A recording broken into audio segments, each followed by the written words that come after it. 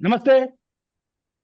AP politics శరవేగంగా మారుతున్నాయి. YCP TDP కూటమి నేతల మధ్య మాటల తూటాలు పెళ్తున్నాయి. ఈ నేపథ్యంలో మనతో వైసీపీ సీనియర్ నేత విజయభాస్కర్ రెడ్డి ప్రస్తుతం మనతో ఉన్నారు. విజయభాస్కర్ రెడ్డి నమస్తే. నమస్తే సార్. ముందుగా లోకేష్ గురించి వద్దాం. కడప ఇటీవల టూర్లో వైఎస్ జగన్ తన సొంత బాబాయిని హత్య చేశారని డైరెక్ట్గా స్టేట్మెంటే మంత్రి లోకేష్ ఇచ్చారు. ఏ విధంగా అర్థం చేసుకోవచ్చు ఆ స్టేట్మెంట్ను? అందరికీ నమస్కారం అండి. ఇప్పుడు లోకేష్ బాబు ఒక బాధ్యతాయుతమైన పదవిలో ఉన్నాడు. పైగా రాష్ట్రంలో అత్యంత నిర్ణయాత్మకమైనటువంటి శక్తిగా ఎదుగుతున్నాడని వాళ్ళు అనుకుంటున్నారు. అవును, వాళ్ళ పార్టీ పరంగా అటువంటి వ్యక్తి పదే పదే అసలు జగన్మోహన్ రెడ్డిని ఎందుకు తలుచుకోవాలా? నువ్వు కడప పోవో, లేకపోతే పులివెందుల పోవో, లేకపోతే అనంతపూర్ పోవో, లేకపోతే రాప్తాడు పో, లేకపోతే ఇంకొక ఊరు పో, చిత్తూరు పో, లేకపోతే కుప్పం పో, కర్నూలు పో, లేకపోతే ఆలగడ్డ పో, నేను కాదను. నువ్వు ఒక నిర్ణయాత్మకమైన శక్తిగా ఉండి లేచిన కానించి జగన్మోహన్ రెడ్డి భజన ఏందండి? మాకు ఒకటి నేను ఖచ్చితంగా చెబుతున్నానండి, మేము ప్రచారం చేసుకోవాల్సినటువంటి పని లేదు. మాకు ప్రచారకర్తలు లోకేష్ బాబు, చంద్రబాబు నాయుడు, పవన్ కళ్యాణ్. మా ప్రచారకర్తలు వాళ్ళేనండి. ఒకళ్ళు పబ్లిసిటీ మేకరు, ఒకళ్ళు పబ్లిసిటీ బోస్టరు, ఒకళ్ళు పబ్లిసిటీ డైరెక్టరు. చంద్రబాబు కూడా బహిరంగ సభలలో అట్లాంటి కామెంట్లు చేస్తున్నాడు. గొడ్డల పార్టీ అంటున్నాడు, సైకో పార్టీ అంటున్నాడు. ఇటీవల తెలంగాణలో ఒక ఎన్కౌంటర్ జరిగితే ఆ రాజ్ కుమార్ ఆ సైకో కిల్లర్ తో జగన్మోహన్ రెడ్డిని పోల్చుతున్నాడు. అంటే ఎందుకు వాళ్ళకి అంత ఫ్రస్ట్రేషన్కి వెళ్తున్నారు? భయం అండి, భయం. జగన్మోహన్ రెడ్డికి ప్రజాబలం ఉంది. జగన్మోహన్ రెడ్డికి ఎక్కడికి పోయినా ప్రజలు తండోపతండాలుగా వేలల్లో లక్షల్లో వస్తున్నారు. ఆ భయం వాళ్ళని వెంటాడుతూ ఉంది. మనం హర్రర్ సినిమాలు చూస్తాం చూడండి, వెనకాల దెయ్యం వస్తున్నట్టు ఇది భయకంపితులై ఉంటారు. ఆ రకంగా వీళ్ళు కూడా ఆ వెనకాల ఆ జగన్మోహన్ రెడ్డి అనే వ్యక్తి మనం తరువుకు వస్తున్నాడు, వామ్మ మీద పడ్డాడు, వాయ్య మీద పడ్డాడు అనే నేపథ్యంలోనే జగన్మోహన్ రెడ్డి పాయింట్లోకి వద్దాం. ఇప్పుడు లోకేష్ బాబు కడప మీటింగ్లో ఏమన్నాడు? అయ్యా, గొడ్డలు వాళ్ళ బాబాయిని చంపాడు, గొడ్డలతో చంపాడని సిబిఐ తేల్చింది. జగన్మోహన్ రెడ్డికి భారతమ్మకి సంబంధం లేదని సుప్రీంకోర్టు చెప్పింది. జగన్మోహన్ రెడ్డికి భారతమ్మకి సంబంధం లేదని. తద్వారా విషయం ఇంకెవరు అంటే మీరు కోర్టుల్ని నమ్మరు, రాజ్యాంగ సంస్థల్ని నమ్మరు, ఇంక ఎవరు నమ్ముతారు? లేదు, అది కూడా మీరు నమ్మట్లేదు. ఇప్పుడు మీరు రాష్ట్రంలో మీరే అధికారంలో ఉన్నారు, కేంద్రంలో మీరే అధికారంలో ఉన్నారు. ఇప్పుడైనా మీరు చేసుకోండి. ఆ ప్రయత్నం కూడా చేశారు. ఆమె సునీతమ్మతోటి మళ్ళీ ఒక పిటిషన్ వేశారు సుప్రీంకోర్టులో, సప్లిమెంటరీ పిటిషన్. ఆ పిటిషన్ కూడా మేము ఆల్రెడీ వాళ్ళకి సంబంధం లేదని సిబిఐ రిపోర్ట్ చేసింది. సిబిఐ రిపోర్ట్ సబ్మిట్ చేసింది. ఆ తర్వాత దాన్ని క్షుణ్ణంగా పరిశీలించి సుప్రీంకోర్టు వాళ్ళకి సంబంధం లేదని చెప్పింది. మళ్ళీ ఈ పిటిషన్ ఏందమ్మని ఇన్ఫెక్చువస్ పిటిషన్ వేసింది. అండ్ ఈ పిటిషన్ ఇన్ఫెక్చువస్ అని, పనికిరాని పిటిషన్ అని వాళ్ళు సుప్రీంకోర్టు తోసిపుచ్చారు. 3 ప్రయత్నాలు చేశారే మీరు, 3 ప్రయత్నాలు ఫెయిల్ అయ్యారే. ఇంకా బాబాయిని గొడ్డలతో చంపాడు అంటే జగన్మోహన్ రెడ్డి అనే వ్యక్తి వీళ్ళ మనసుల్లో, వీళ్ళ ఆకారాన్ని ఎంతగా భయపెడుతున్నాడో. 2029లో వస్తే మన పరిస్థితి ఏంది? 2029 ఎన్నికల్లో జగన్మోహన్ రెడ్డి గారు బలమైన శక్తిగా తయారవుతున్నాడు అనే ఆలోచన మీకు ఉంది కాబట్టి ప్రతి దానికి జగన్మోహన్ రెడ్డి అని అంటున్నారు. ఇటీవల లోకేష్ మరో విషయం మాట్లాడుతూ రాజధాని విషయంలో ఆయనకు ఏదో కసి పెరిగిందంట, అందుకే అమరావతి రాజధాని నిర్మాణం చేస్తున్నారట. అదేవిధంగా 2014లో తెలంగాణ నుంచి మెడబట్టి గంటేశారు. 60 ఏళ్ళు హైదరాబాద్ రాజధానిగా మేము డెవలప్ చేశాము అనే కొత్త తరహా వ్యాఖ్యలు చేసిండు. 60 ఏళ్ళ కింద బహుశా లోకేష్ పుట్టి ఉండరు. మరి మొదటి 5 ఏళ్ళు వాళ్ళకే 2014 నుంచి 19 వరకు ఏపీలో అధికారం ఉంది వాళ్ళే. మరి అప్పుడు రాజధాని నిర్మాణం ఎందుకు చేయలేదు? ఇట్లాంటి వ్యాఖ్యలు ఎందుకు చేస్తున్నారు? ఏమండి, లోకేష్కి మహా ఉంటే 40 నుంచి 45 ఏళ్ళు ఉంటాయేమో. అవును. 40 ఏళ్ళకి అటు ఇటు ఉంటాడు లోకేష్. ఆ, మనందరికి తెలిసినటువంటి వ్యక్తి లోకేష్. అవును. చంద్రబాబు నాయుడుకి 74 వెళ్ళి 75 వచ్చినాయి. ఎస్. లోకేష్ గారు నిన్న మాట్లాడిన మాటలు అంటే అన్ని మీడియాలో వచ్చింది. అవును. నేను చెప్పింది కాదు, ఎన్టీవీలో వచ్చింది, టీవీ9లో వచ్చింది, ఏబిఎన్లో వచ్చింది, టీవీ ఆయన మాట్లాడండి, ఓపెన్ మీటింగ్ లో మాట్లాడండి. ఓపెన్ గా మాట్లాడు, అన్ని టీవీల్లో వచ్చింది. 60 ఏళ్ల నుంచి హైదరాబాద్ని అభివృద్ధి చేశారంటే, అంటే చంద్రబాబు నాయుడు గారు మైనర్ గా ఉన్నప్పుడే హైదరాబాదు కట్టాను చెలగపార తీసుకొచ్చి తొవ్వాడా? ఈయన పుట్టక ముందే, అంటే వీళ్ళ తండ్రి గారికి వీళ్ళ అమ్మగారికి పెళ్లి కాకముందే ఈ లోకేష్ బాబు ఆకాశంలో నుంచి ఆకాశవాణి పంపించినటువంటి పుత్రుడిగా వచ్చి ఏమన్నా ఇక్కడ పునాదులు వేశారా? చెప్పండి. అది లేదు. ఇప్పుడు మీరు అభివృద్ధి చేశారా లేదా అనేది ప్రజలందరికీ తెలుసు. జనార్దన్ రెడ్డి గారు హైటెక్ సిటీకి ఫౌండేషన్ స్టోన్ వేసి మొదలు పెట్టాడు. ఎగ్జాక్ట్లీ. రాజశేఖర్ రెడ్డి గారు ఔటర్ రింగ్ రోడ్ ని పూర్తి చేసి మాక్సిమం 75% పూర్తి చేసి ఆయన ఘనత ఆయన చాటుకున్నాడు. శంషాబాద్ ఎయిర్పోర్ట్ రాజశేఖర రెడ్డి గారే చేశాడు. పివి రాధాని రోసే గారు ఓపెన్ చేశారు, కిరణ్ కుమార్ రెడ్డి గారు కంటిన్యూ చేశారు. ఎవరు చంద్రబాబు నాయుడికి ఆయనకి వచ్చిందండి ఆ క్రెడిట్? ఎందుకు మీరు చెప్పుకోవటం లేదు? చార్మినార్ని మీకు ఇంకొక విషయం, గతంలో కొన్ని సందర్భాల్లో స్వతంత్రం తెచ్చింది కూడా మా తాతగారు మా నాన్నగారు అన్నారు. ఏ తాతగారండి? లోకేష్ బాబు. స్వతంత్ర పోరాటంలో ఎన్టీ రామారావు గారు సమిధ అయ్యాడని చెప్పిన సందర్భం చాలా ఉన్నాయి. సాక్ష్యాలు కూడా చూపిస్తాం. ఎన్టీ రామారావు గారు స్వతంత్ర పోరాటంలో ఎక్కడ ఉన్నాడు, ఏ సందర్భంలో ఉన్నాడు, ఎప్పుడు ఇచ్చేసాడు అంటే ఆయన మొట్టమొదటిలో నా దేశంలో ఏదో సినిమా తీశారు ఫ్రమ్ ది బిగినింగ్ లో. ఎన్టీఆర్ గారి తొలి అడుగులు, సినీ చరిత్ర తొలి అడుగుల్లో ఒక సినిమా చేశారు. అది అంటే ఆ సినిమా చేయటం లోకేష్కి స్వతంత్ర పోరాటంలో పాల్గొన్నట్టు అని అనుకుంటా నేను. ఇతను అర్థం మరి ఇప్పుడు ఏది పడితే అది నోటికి వచ్చింది మాట్లాడటం. ప్రజలు నమ్ముతున్నారని ఇష్టం వచ్చినట్టు చేయటం ఇక పోయింది. ఇప్పుడు 2014 ముందు నాకు 2 కళ్ళ సిద్ధాంతం కావాలని లెటర్ ఇచ్చింది ఎవరండి? చంద్రబాబు నాయుడేగా. అవును. పార్లమెంట్ లెటర్ ఇచ్చాడు కదా, చీల్చినా నాకు అభ్యంతరం లేదని లెటర్ ఇచ్చాడు కదా. ఆంధ్ర రాష్ట్రానికి 10 సంవత్సరాలు ఉమ్మడి రాజధాని ఉండాలని చెప్పారు కదా. కేంద్రం రీఆర్గనైజేషన్ యాక్ట్ లో క్లియర్ గా పొందుపరిచారు కదా, 10 సంవత్సరాలు ఉమ్మడి రాజధానిగా ఉండాలి అని. మెడబట్టి గెంటింది ఎవరినండి? ఎవరు గెంటారండి?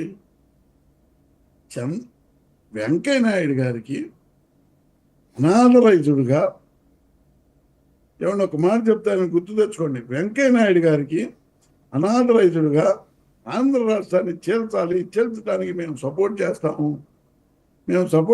కాబట్టి నువ్వు పార్లమెంట్లో బీజేపీ తరఫున పోరాడు దాన్ని ఒప్పించేటట్టు చేయి, మా ఎంపీలు అందరూ మెదలకుండా కూర్చుంటారు, నేను లెటర్ ఇస్తున్నాను, మాకు ఎటువంటి ఇబ్బంది లేదని అని చెప్పి పార్లమెంట్లో తలుపులేసి బీజేపీ ప్రభుత్వం, నేటి కూటమి ప్రభుత్వం, బీజేపీ ప్రభుత్వం రీఆర్గనైజ్ యాక్ట్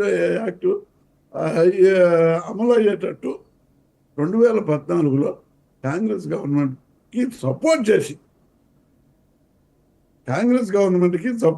వెంకయ్య నాయుడు వీళ్ళందరూ అందరూ ఒకటిగా ఏర్పడి పార్లమెంటు తలుపులేసి తెలంగాణని ఆంధ్రాని చీల్చారు.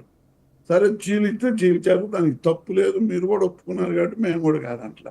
కానీ 10 సంవత్సరాలు ఉమ్మడి రాజధానిగా ఆంధ్రప్రదేశ్కి ఉమ్మడి రాజధానిగా హైదరాబాదు ఉంటుంది.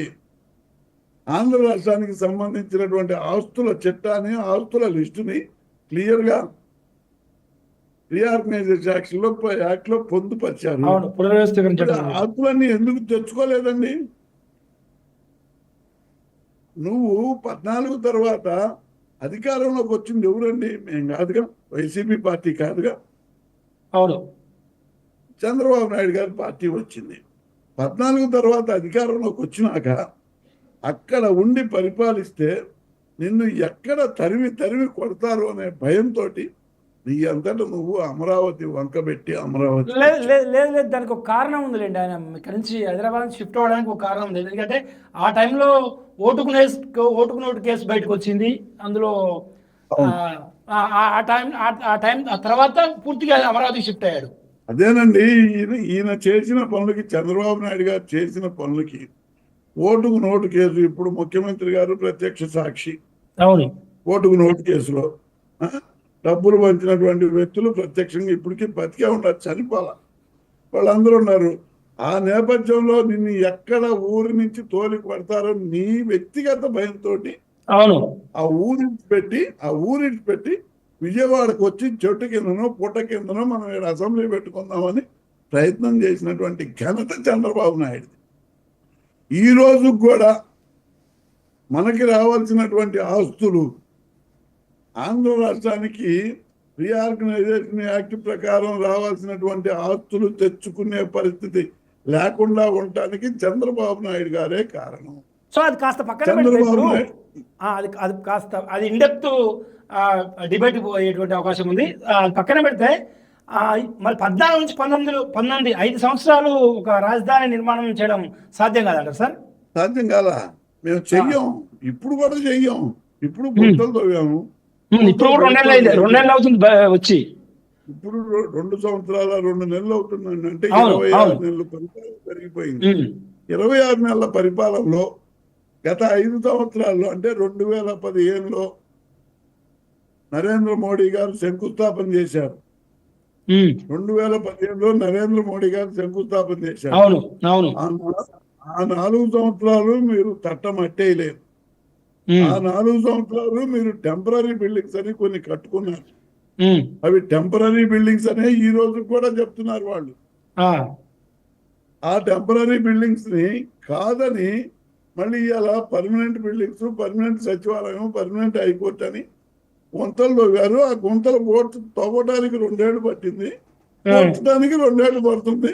మళ్ళీ ఎన్నికలు వస్తాయి, అయ్యా మేము పూడ్చాము మమ్మల్ని అభివృద్ధి చేసి ఓటేయండి అని మీరు అడుక్కుంటారు. మీకు ఇంకొక విషయం కూడా చెప్తానండి, వాళ్ళు ఇప్పటికీ 10% వర్క్ కంప్లీట్ అయి ఉంటుంది. అంటే లోకేష్ హైదరాబాద్ రాజధాని, హైదరాబాద్ విషయంలో 60 ఏళ్ళు మేము కష్టపడ్డాం, హైదరాబాద్ 60 ఏళ్ళు నిర్మించామన్నాడు కదా, మరి అమరావతి నిర్మాణానికి కూడా 60 ఏళ్ళు పడుతుంది కావచ్చు. ఇప్పుడు ఆయన ఉద్దేశం అదే కదండి. ఇప్పుడు ఆయన పుట్టలేదు, వాళ్ళ నాన్న మైనరు, ఆయనకు అసలు విషయం తెలియదు. 60 ఏళ్ళు వీళ్ళు తెగ కష్టపడ్డారు, పలుగు పారాదేశకపోయి.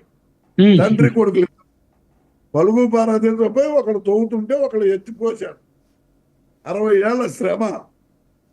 ఈ అమరావతి కూడా 60 ఏళ్ళు శ్రమ అవుతాయి, 70 ఏళ్ళు అవుతాయి, 80 ఏళ్ళు అవుతాయి. లేకపోతే శతదినోత్సవాలు జరుపుకుంటారు. 100 రోజులు సినిమా ఆడించినట్టు 100 సంవత్సరాలు పెడతారు. ఇప్పుడు ఆయనే చెప్పాడు కదా, 60 ఏళ్ల శ్రమ హైదరాబాద్ కృషి అని. అమరావతిని గ్లోబల్ సిటీగా చేయడానికి 60 + 40 100 ఏళ్ళు పడుతుంది ఎట్టి పరిస్థితుల్లో.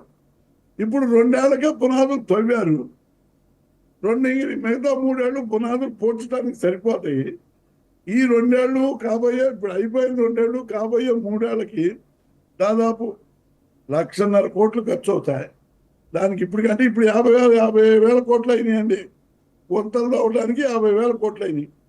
అంటే 10% వర్క్ పూర్తి చేయడానికి 50,000 కోట్లు అయితే 100% వర్క్ పూర్తి చేయడానికి 5 లక్షల కోట్లు ఖర్చు అవుతుంది. ఈ భారం అంతా ఎవరి మీద పడాలా? ఆంధ్ర రాష్ట్ర 5.5 కోట్ల మీద పడాలా?